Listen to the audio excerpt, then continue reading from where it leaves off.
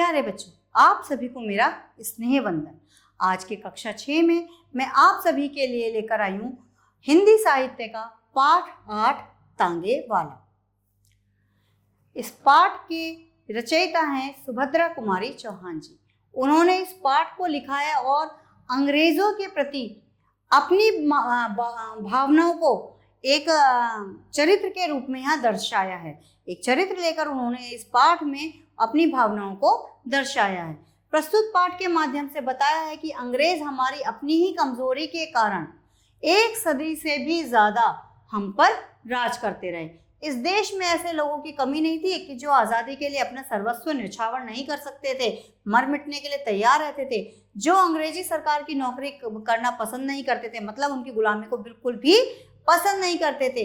वे ऐसे उपाय तलाशते थे जिन्हें आजमाकर भारत माँ के पाँव में पड़ी गुलामी की जंजीरों को वो तोड़ सकें। तो इसी पाठ के माध्यम से अंग्रेजों के प्रति हम भारतवासियों के मन में क्या भावनाएं थी, एक तांगे वाला जो बता रहा है, आइए जानते हैं। गर्मी की लंबी छुट्टियां प्रारंभ हो चुकी थी। मेरे कुछ मित्रों ने इस गर्मी की छुट्टियों में कश्मीर जाना तय किया और इस प्रस्ताव का सबसे अधिक समर्थन हुआ था मेरे द्वारा। यानी कि जो लेखिका ने जो एक चरित्र लिया है, कैरेक्टर लिया है, वो कैरेक्टर अपने आप में बातें करते हुए ये बात बता रहा है कि उसके द्वारा जो है इस बात का सबसे ज़्यादा समर्थन हुआ, यानी कि हाँ हुई थी कि हम लोग गर्मी की छुट्टियों में कश्मीर घूमने चलेंगे।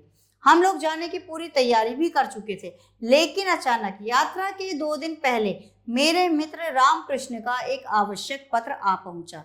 इस पत्र के अनुसार मुझे जो है अपनी कश्मीर यात्रा स्थगित करनी पड़ी।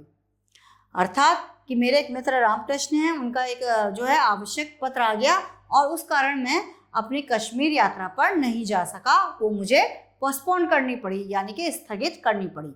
मैं अपने मित्र से मिलने उसके गांव की ओर चल पड़ा। जो रामकृष्ण उनके मित्र थे, जिनका पत्र आया था, तो जो एक है लेखिका जिनके विषय में बता रही हैं, वो भी उनके साथ गांव मिलने के लिए चले गए। जिस स्टेशन पर उतरना था गाड़ी, वहाँ 1 बजे दिन को पहुंची। अब बता रहे हैं कि जहाँ पर वो उतरे थे तो वहाँ पर गाड़ी जो है दिन में 1 बजे पहुंची। चिलचिलाती धूप, लू की लपट और कच्ची सड़क की धूल। अब जो गांव तो ऐसे ही होते हैं कि कच्ची सड़कें होती हैं, धूल मिट्टी होती है ना, और गर्मियाँ भी थी तो लू के थपेड़े भी चल रहे थे। तो मुझे गांव तक जाने का साहस नहीं हुआ। लेखिका ने जो चरित्र लिया है वो आपस में सोचते हैं कि भाई उनके जो है गांव में जाने का उनको बिल्कुल भी साहस नहीं हुआ। एक अच्छा सा तांगा घोड़ा देखकर मैंने उसे अपने पास बुलाया।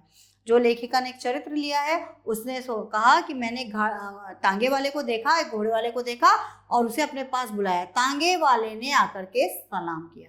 तांगे वाले ने आकर के उसको सलाम किया। मैंने कहा, देखो भाई, मुझे गाँव जाना है, मैं अभी धूप में नहीं जाऊंगा। उसने कहा कि भाई मेरे को गांव तो जाना है, पर इतनी तेज धूप है कि मैं अभी नहीं जाना चाहता। शाम को 5 बजे के करीब जाऊंगा, तुम ठहरोगे?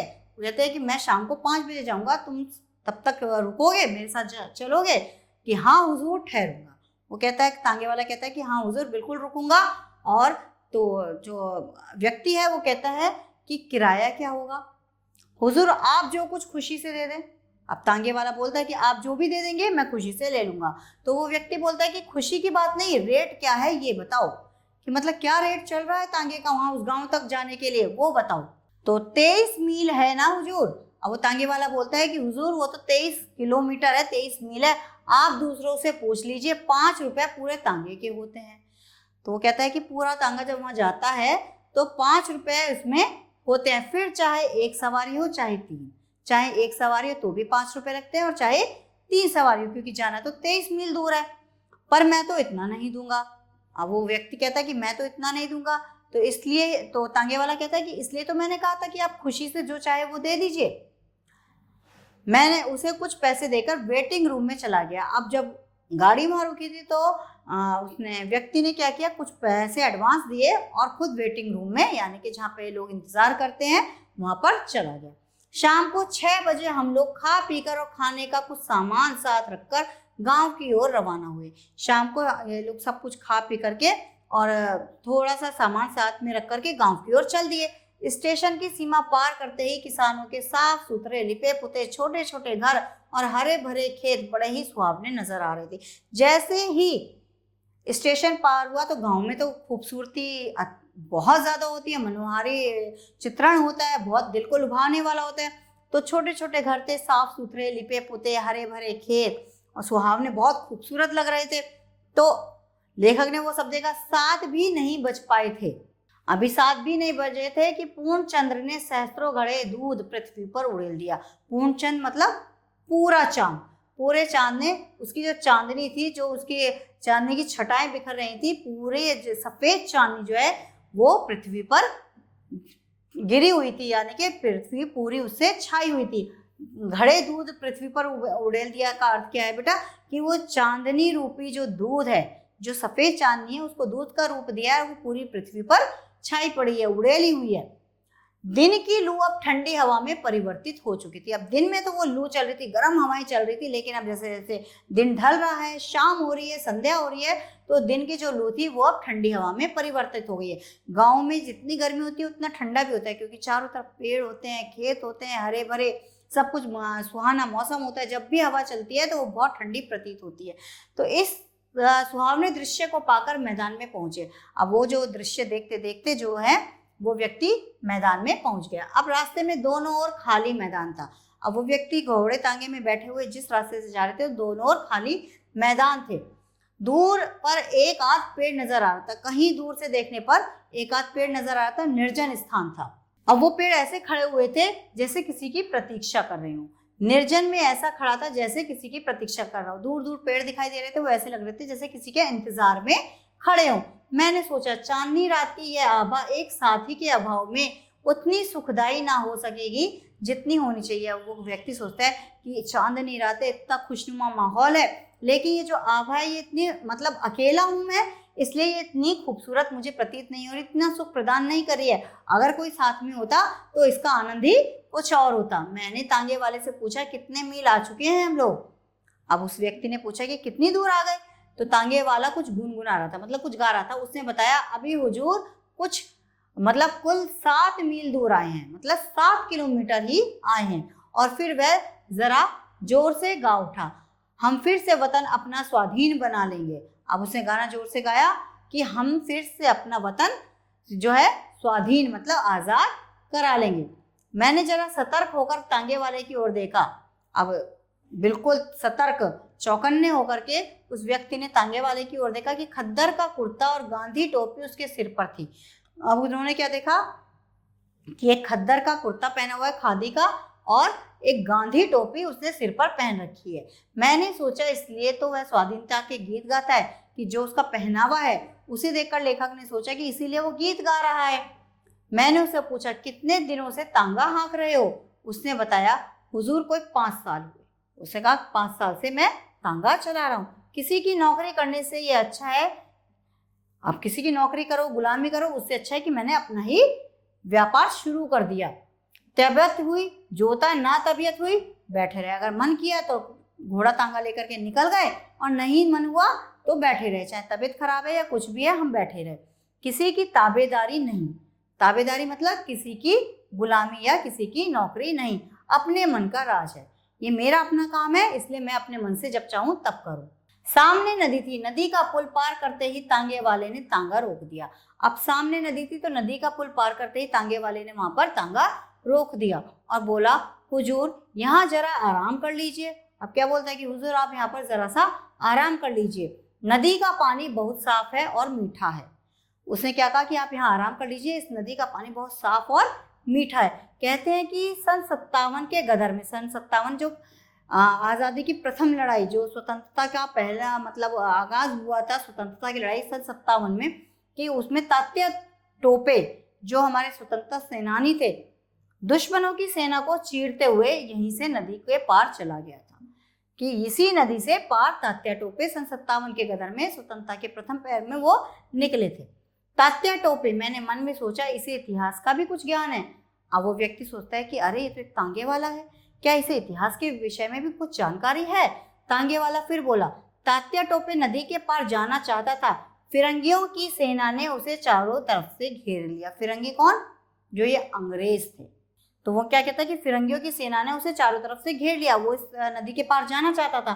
फिर भी हुजूर वह इतना तेज, इतना फुर्तीला था कि अपनी सेना समेत 4-5 बड़े बड़े फिरंगी अफसरों के सामने से निकल गया। वो इतना चतुर था, इतना तेज था कि अपनी सेना के साथ 4-5 बड़े बड़े फिरंगी अफसरों के सामने से वो निकल गया और कोई उसका कुछ भी नहीं बिगाड़ सका, कुछ भी नहीं कर सका।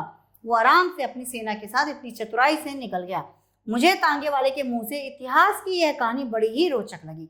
अब वो व्यक्ति कहने लगे कि भाई तांगे वाला इतनी अच्छी अच्छी ऐतिहासिक बातें मुझे बता रहा है, मुझे ये कहानी बड़ी अच्छी लगी। मैं जानना चाहता था कि आखिर इस तांगे वाले के मन में क्या है। अब वो व्यक्ति सोच रहा था कि मैं ये जानना चाह रहा था कि इस तांगे के वाले के मन में क्या है। मैंने पूछा फिर क्या हुआ। मैं तांगे पर से उतरकर उसके पीछे पीछे चला। अब वो व्यक्ति कहता है कि मैं वो तांगे वाला आगे गया और मैं पीछे पीछे उसके चलने लगा। वह बोला, सन 57 के गदर में अगर हिंदुस्तानियों में एका होता तो पासा ही पलट जाता। वो कहते हैं कि जो स्वतंत्रता की पहले जो सन 57 में स्वतंत्रता की लहर आई थी, तो अगर उस समय हिंदुस्तानियों के अंदर एक जज्बा, एक एका होता तो आज कहानी कुछ और होती, मतलब पासा पलट गया होता, हमारा जो है ये फिरंगियों का राज नहीं होता। पर तकदीर और फूट जो न कराए सो थोड़ा। अब तकदीर में जो लिखा होता है वही होता है, तो तकदीर ने यही कराया, जो होना था वो हो गया। मौलवी अहमद शाह और तात्या टोपे सरीखे देशभक्त वीरों को भी हम ही में से धोखेबाज लोगों ने धोखा देकर दुश्मनों के हवाले कर दिया। अब वो कहते हैं कि मौलवी अहमद शाह, जो मौलवी अहमद शाह मतलब मौलवी मतलब जो बेटा बच्चों को शिक्षा देते हैं, जो पढ़ाते हैं, उन्हें मौलवी कहते हैं। और तात्या टोपे सरीखे देशभक्त मतलब जो देश के लिए अपनी जान देने के लिए तैयार थे, उन वीरों को हम ही लोगों में से कुछ लोग ऐसे थे जो धोखेबाज थे और उन्होंने धोखा दे करके उन्हें दुश्मनों के हवाले कर दिए। खून खौल उठता है हुजूर, खून खौल उठता है मतलब बहुत गुस्सा आता है, बहुत क्रोध आता है। यह बात सोचकर जब मुझे ये बात याद आती है तो मुझे बहुत गुस्सा आता है कि हम हिंदुस्तानियों के अंदर इतना एका क्यों नहीं था। मैंने पूछा, तुम पढ़े लिखे हो? तो वह उत्साह के साथ बोला, बहुत कम हुजूर। उसने तांगे वाले ने क्या कहा कि बहुत कम, हिंदी अच्छी तरह पढ़ लिख लेता हूँ, अंग्रेजी भी थोड़ी जानता हूँ, पर हुजूर जब वे 57 के गदर का इतिहास पढ़ा और फिरंगी कैसे आए और कैसे फैल गए सारे हिंदुस्तान में, यह जाना, तब से हुजूर बदले की भावना से दिन रात जलता रहता हूँ। अब वो क्या कहते हैं कि थोड़ी बहुत अंग्रेजी भी जान लेता हूँ, लेकिन जब सन 57 का गदर सोचता हूँ ना कि कैसे ही फिरंगी हमारे देश में आए और हमें ही गुलाम बना लिया, तो जब भी मैं ये बात सोचता हूँ तो इस बदले की भावना मेरे अंदर जागृत हो जाती है और मैं दिन रात इसी भावना से जलता रहता हूँ। सरकारी नौकरी इसीलिए नहीं की। कि सरकारी नौकरी क्यों नहीं की? इसीलिए नहीं की कि मुझे गुलामी करनी पड़ेगी अंग्रेजों की, अब वो मैं नहीं चाहता, इसलिए मैंने सरकारी नौकरी नहीं की। मेरे पिता डिप्टी कलेक्टर के दफ्तर में चपरासी थे। वो क्या कहते हैं कि मेरे पिता जो थे डिप्टी कलेक्टर के घर में जो ऑफिस में चपरासी थे, मुझे वो नौकरी मिल जाती, लेकिन मैंने नहीं की। मैंने उस नौकरी को भी ठोकर मार दी। माँ बाप नाराज हो गए। वो क्या कहते हैं कि मेरे माँ बाप मुझसे इस बात से बहुत ज़्यादा नाराज हो गए कि मैंने एक जो है डिप्टी कलेक्टर के दफ्तर की चपरासी की नौकरी को ठोकर मार दी। मैंने घर ही छोड़ दिया। माँ बाप मेरे से नाराज हुए तो मैंने घर ही छोड़ दिया, क्योंकि मुझे अपना देश सबसे प्यारा है। और तब से यहाँ हूँ और तब से मैं तांगा भी चला रहा हूँ। मैं तब से यहीं पर हूँ और तांगा चला रहा हूँ, पर तांगे पर भी किसी फिरंगी को बैठाकर तांगा ना हाँकूंगा। उसे कहा, मैंने एक दृढ़ निश्चय कर रखा है कि भले ही मैं तांगा चला लूंगा, लेकिन अपने तांगे पर किसी फिरंगी को बैठने नहीं दूंगा।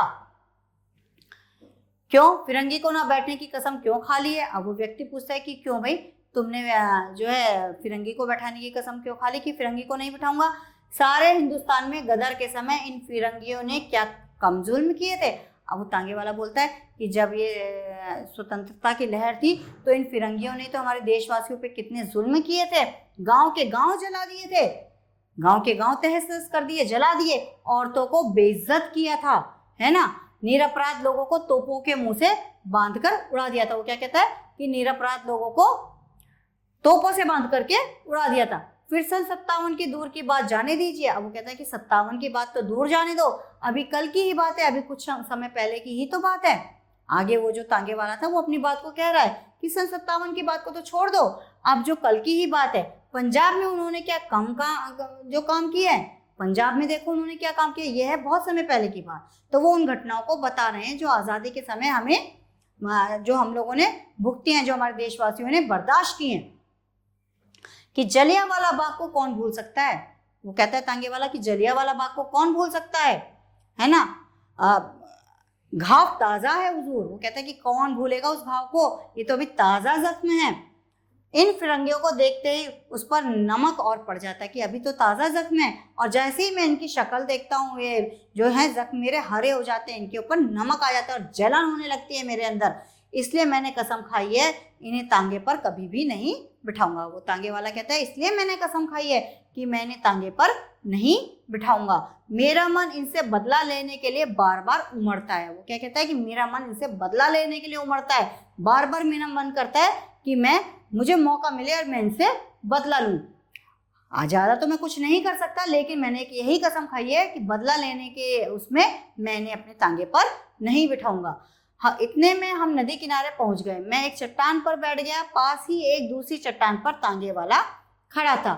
उसने लोटा भर पानी ला करके मेरे पास रखा। अब तांगे वाले ने क्या किया कि एक लोटे में पानी लेकर के वो अपने जो है उसका यात्री था उसके लिए ले करके आया। मैंने कहा नहीं जी, मैं तो नदी पर ही हाथ मुंह धोऊंगा। अब उस व्यक्ति ने कहा कि नहीं भाई, मैं तो अब नदी पर ही हाथ मुंह धोऊंगा, पर हाँ तुम्हारे विचार तो क्रांतिकारियों के से हैं। और वो व्यक्ति बोलता है कि भाई तुम्हारी तो विचारधारा बिल्कुल क्रांतिकारियों जैसी है, मतलब तुम तो बहुत बड़े देशभक्त लगते हो। तुम्हारा नाम क्या है, किसी क्रांतिकारी को जानते हो? अब वो व्यक्ति पूछता है कि तुम्हारा नाम क्या है, किसी क्रांतिकारी को जानते हो क्या? वह बताने लगा मेरा नाम रामदास है। उसने क्या बताया, अपना नाम रामदास। किसी क्रांतिकारी को तो नहीं जानता, नाम सुने हैं, उन लोगों के जीवन चरित्र पढ़े हैं, कि मैं जानता तो किसी को नहीं, नाम भी सुने हैं और उनके जीवन के विषय में जाना भी है, पर उन लोगों में भी मुखबिर बनने वालों की कमी नहीं हुजूर। मुखबिर मतलब जासूस, कि उन लोगों में भी ना जासूस बनने वालों की कोई कमी नहीं है, जो अंदर की बात बाहर तक पहुंचा देते हैं। नहीं तो उन लोगों ने भी अब तक कुछ कर लिया होता। यदि मुखबिर ना होते तो अब तक तो हमारा देश आज़ाद हो गया होता। महात्मा गांधी के सत्याग्रह आंदोलन में भी बहुत दिनों तक शरीक रहा हूँ। वो कहता है तांगे वाला कि मैं तो महात्मा गांधी के सत्याग्रह के आंदोलन में भी बहुत समय तक रहा हूँ, उसमें शरीक रहा हूँ, मतलब उपस्थित रहा हूँ। 2 बार जेल में भी होया आया। वो कहते हैं कि मैं तो 2 बार जेल भी गया हूँ, पर तबीयत नहीं मानती। मेरे अंदर से तो जैसे कोई पुकार उठता है कि मतलब मैं जेल में भी होके आ गया, लेकिन मेरे अंदर से तो मतलब एक अंदर का एक लावा है मेरे अंदर, है ना, कि कोई पुकारता है मुझे। गदर सन 57 का सीन फिर एक बार दोहराया जाए, कि मेरे अंदर से एक आवाज़ आती है कि दोबारा से सन 57 का सीन दोहराया जाए, इन फिरंगियों में से कसकर बदला दिया जाए। वो कहता है कि मेरे अंदर से एक आवाज़ उठती है, एक लावा उठता है कि दोबारा से वो हो सन 57 वाला सीन, और इन फिरंगियों से दोबारा से बदला लिया जाए। तभी हमारा और हमारे देश का उद्धार होगा, तभी कल्याण होगा हमारे देश का और हम लोगों का, हम भारतवासियों का। नहीं तो ये फिरंगी तो हम पर हमेशा राज ही करते रहेंगे। मैंने कहा हम निहत्थे कैसे बदला ले सकते हैं? अब व्यक्ति ने रामदास से कहा कि भाई हम निहत्थे कैसे बदला ले सकते हैं रामदास, क्योंकि हमारे पास तो कुछ भी नहीं है, हम तो खाली हाथ हैं। सन 57 की बात ही और थी, तब हमारे पास हथियार थे, अब तो हम बिल्कुल पंगु कर दिए गए। कि तब तो हमारे पास हथियार भी थे, लेकिन अब हम बिल्कुल पंगु मतलब अपाहिज कर दिए गए हैं। तांगे वाला बोला यही तो बात है, हमने जुबान खोली कि हमारे ही भाई बंधु हमें गिरफ्तार करने पहुंचे। अब वो कहता है कि व्यक्ति ने तो यही बात बोली कि भाई अब तो हमारे पास कुछ भी नहीं है। तो तांगे वाला क्या बोलता है कि हम लोगों की यही तो सबसे बड़ी कमी है कि जरा सा हम अपने देश के लिए बोले तो हमारे ही भाई बंधु क्या करते हैं, हमें उठा करके जेल में डाल देते हैं, हमें गिरफ्तार कर लेते हैं, हमारे ही पक्षी जो होते हैं विपक्ष में आ जाते हैं, हमारे ही जो है हमें सजा सुनाने वाले आए हैं, हम ही में से हम पर पहरा रखने लगे, मतलब हम ही लोगों को हमारे ही भाई बंधु प्रताड़ित कर रहे हैं। अगर यही सब एकमत होकर एक साथ काम करें तो हुजूर हथियार उठाने का भी काम नहीं। वो क्या कहता है तांगे वाला कि अगर ये सब मिल जाए और ये हमें प्रताड़ित ना करके हमारे साथ जुड़ जाएं तो हमें तो हथियार भी उठाने की जरूरत नहीं, हमारी तो आवाज़ें ही काफ़ी हैं। हमारा स्वराज्य हमारी मुट्ठी में जानी है, और जो हमारा ये राज्य है, हमारा अपना देश हमारी मुट्ठी में होगा। लेकिन 10 अगर सच्चे जी से काम करने को तैयार हैं तो 20 धोखा देने वाले हैं। कि अगर सच्चे दिल से कोई काम कर रहा है 10 लोग तो 20 हमें धोखा देंगे, तो हम कैसे काम कर सकते हैं? क्योंकि हमारे देश में ऐसे लोगों की बहुत ज्यादा कमी है, सच्चे लोगों की बहुत ज्यादा कमी है। अगर हिंदुस्तानियों में एक ही होता तो क्या मुट्ठी भर विदेशी हम पर शासन कर पाते? आगे वो तांगे वाला कहता है कि हम हिंदुस्तानियों में एक ही तो नहीं है, सच्चे हृदय वाले लोग ही तो नहीं है, एकता में जो शक्ति होती है वो तो होती नहीं है, क्योंकि ये तो बाहर के लोग आए हुए हैं हमारे देश में, हमारे ही घर में आकर हमारे ऊपर ही शासन करना, ये तो हमारी ही तो कमजोरी है। तो इसलिए वो कहते हैं कि अगर हमारे अंदर एकता होगी तो हम इन मुट्ठी भर लोगों को तो तुरंत अपने देश से बाहर फेंक सकते हैं। तांगे वाले ने एक दीर्घ सांस ली, दीर्घ मतलब एक लंबी सांस ली, और हम दोनों उठकर नदी तक गए। खाना खाकर हाथ मुंह धोकर हम लोग फिर से तांगे पर आ गए। तांगे वाला ना जाने कितनी बातें मुझे बतलाता रहा। अब तांगे वाला उनसे बहुत सारी बातें बतलाता रहा। शुरू में तांगे पर बैठकर मैंने एक साथी के अभाव का अनुभव किया था। वो जो व्यक्ति है वो कहता है कि जब मैं तांगे में बैठा तो मुझे अकेलापन बहुत महसूस हुआ कि मेरे साथ कोई नहीं है। अभाव मतलब कमी। किंतु ये 23 मील कब पूरे हो गए मैं जान भी नहीं पाया। वो कहते हैं कि ये 23 किलोमीटर कैसे पूरे हो गए। पूरे रास्ते उसने मुझे जो अपनी देशभक्ति की बातें बताई, हिंदुस्तान के बारे में बताया और यहाँ के लोगों के विषय में बताया कि कैसे मतलब उसके मन में अपने देश के प्रति जज्बा है और लोग किस प्रकार से धोखा देते हैं कि कब 23 किलोमीटर पूरे हो गए वो हमें पता भी नहीं चला। गांव में पहुंचकर जब तांगे वाले ने मुझसे पूछा यही गांव है, अब हम चलते जा रहे थे तो तांगे वाले ने पूछा कि यही गांव है, किसके मकान पर चलना है। अब उसने उस व्यक्ति से पूछा तांगे वाले ने कि किसके मकान पर जाना है। तब क्या हुआ, व्यक्ति को पता चला कि भाई हम तो अपने स्थान पर आ गए हैं, हमारी 23 मील की यात्रा समाप्त हो गई है। इस पाठ की लेखिका हैं सुभद्रा कुमारी चौहान, जिन्होंने बहुत ही खूबसूरती के साथ इस पाठ को लिखा है और हम तक पहुंचाया है। आइए अब इस पाठ से संबंधित हम कुछ जो है अभ्यास करेंगे और इन अभ्यास में सबसे पहले हम लेंगे OMR शीट पर भरने वाले कौन कौन से उत्तर हमारे सही हैं उन्हें हम देखेंगे। आइए तो देखते हैं। सबसे पहले पहला प्रश्न, कथाकार को अपने किस मित्र का पत्र मिला था?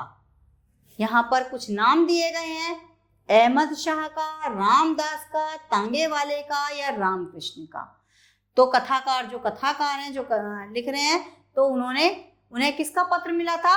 अपने मित्र रामकृष्ण का। तो हम पहले प्रश्न के डी ऑप्शन के साथ जाएंगे, तो हमने यहाँ पर डी को रंग दिया है। अब आता है हमारा दूसरा प्रश्न, गांव तक जाने का तांगे का रेट क्या था? 5 रुपए, कुछ पैसे, मुफ्त या 10 रुपए। तो गांव तक जाने का रेट क्या था तांगे का? 5 रुपए। तो दूसरे का हमारा सही ऑप्शन है 5 रुपए, यानी कि ए। तीसरा है, पाठ में महात्मा गांधी के किस आंदोलन की चर्चा की गई है? पहला है अहिंसा, सत्याग्रह, असहयोग या दांडी मार्च। तो पाठ में जो आंदोलन की चर्चा की गई है वो है सत्याग्रह। तो इसमें हम जाते हैं बी के साथ। फिरंगियों को देखते ही तांगे वाले के जले पर क्या पड़ जाता है? फिरंगियों को देखते ही तांगे वाले के जो जले पर क्या पड़ता है? नमक। तो इसमें हम ए ऑप्शन के साथ जाएंगे। फिरंगी किसे कहा गया है? विदेशी को, अंग्रेजों को, पुर्तगालियों को या डचों को? अब देखो बेटा, विदेशी तो पुर्तगाली भी हैं, डच भी हैं, है ना, लेकिन फिरंगी किसे कहा गया है? अंग्रेजों को।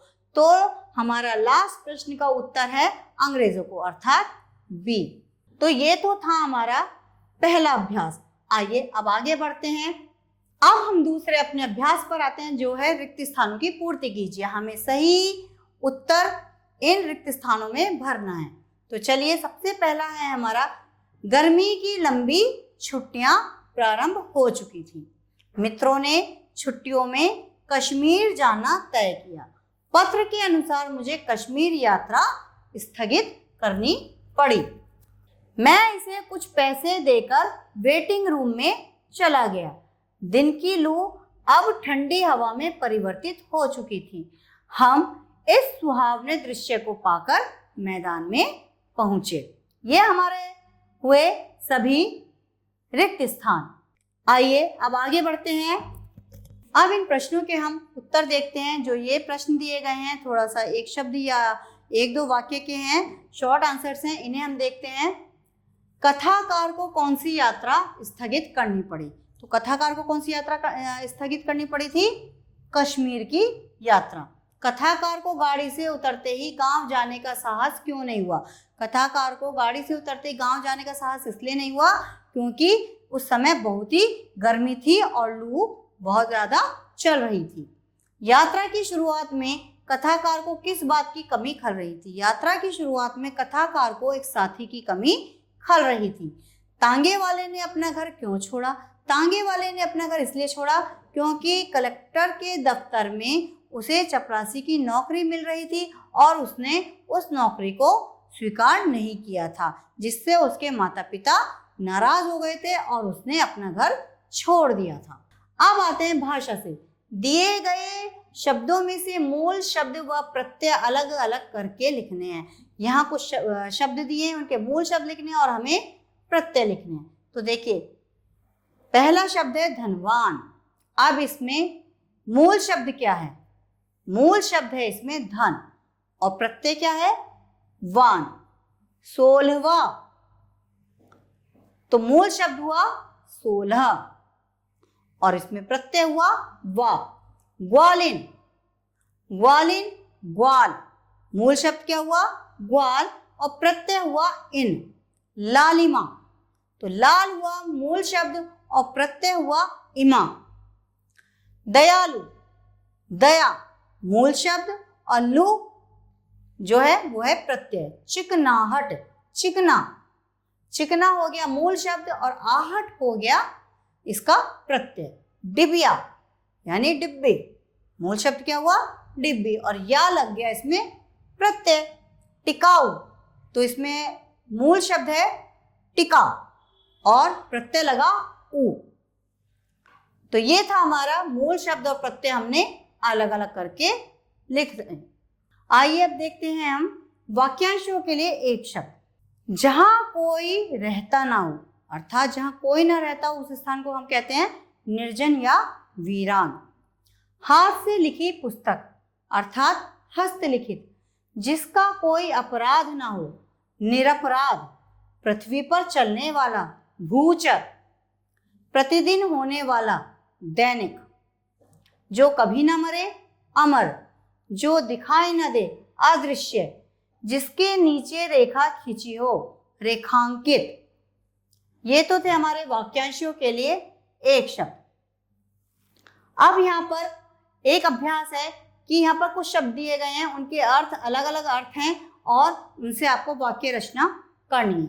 मैं आपको थोड़ा सा समझा देती हूँ, उसके बाद आप स्वयं करके देखिएगा।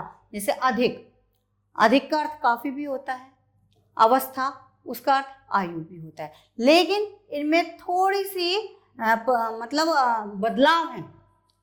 अधिक और काफी, इन दोनों शब्दों में थोड़े थोड़े सा अंतर है। अब जैसे उसकी आयु अधिक नहीं बची है या अधिक धन कमाने की लालसा आज बहुत ही विद्यमान है। तो इस तरीके से, या काफी, अब इसमें आ गया अधिक और काफी। यहाँ तो आपका अधिक हो गया कि भाई उसमें धन कमाने की लालसा बहुत अधिक है, और काफी, आज तो मैंने काफी कार्य कर लिया। तो इसी तरीके से आपको थोड़ा सा सूक्ष्म सा अंतर है और उन अंतरों को देखते हुए आपको इनका वाक्य निर्माण करना है। आज का पाठ हमारा यहीं समाप्त होता है। अगले पाठ के साथ फिर मैं आपके समक्ष प्रस्तुत होंगी। तब तक के लिए धन्यवाद।